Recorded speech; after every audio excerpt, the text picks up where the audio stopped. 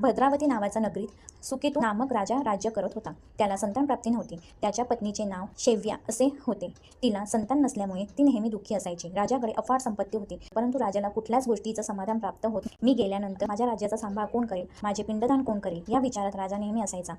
मुलगा नसल्यामुळे आपण आपल्या पूर्वजनाचे आणि देवाचे ऋण कसे फेडायचे याचा विचार राजा करायचा. आपल्याला संतान व्हायला हवी असे राजाला नेहमी वाटायचे. त्यासाठी काहीतरी प्रयत्न करायला हवे असे राजाला सारखे वाटत. या विचारापोटी आत्मदहन करण्याचा निश्चय केला, परंतु आत्महत्या करणे हे पाप असल्यामुळे त्याने त्याचा विचार मागे घेतला.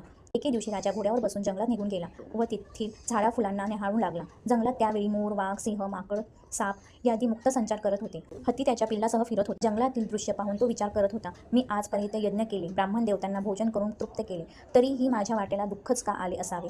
या विचारात मग्न असलेल्या राजाला पाण्याची तहान लागली. राजा इकडे तिकडे पाण्याचा शोध घेऊ लागला. अंतरावर राजाला एक सरोवर दिसले. त्या सरोवरात सुंदर कमळ उमललेले होते. सरोवराच्या चोहोबाजूंनी ऋषींचा आश्रम होता. त्याच वेळी राजाचा उजवा डोळा फडफडायला लागला. राजाला शुभ शकून प्राप्त होणार असल्याची जाणूव झाल्याने तो घोड्यावरून उतरून ऋषीमुनींना नतमस्तक होऊन त्यांच्या समोर विराजमान झाला. राजाला पाहताच ऋषींनी म्हटले, हे राजन, आम्ही आपल्यावर अत्यंत प्रसन्न झालो आहोत.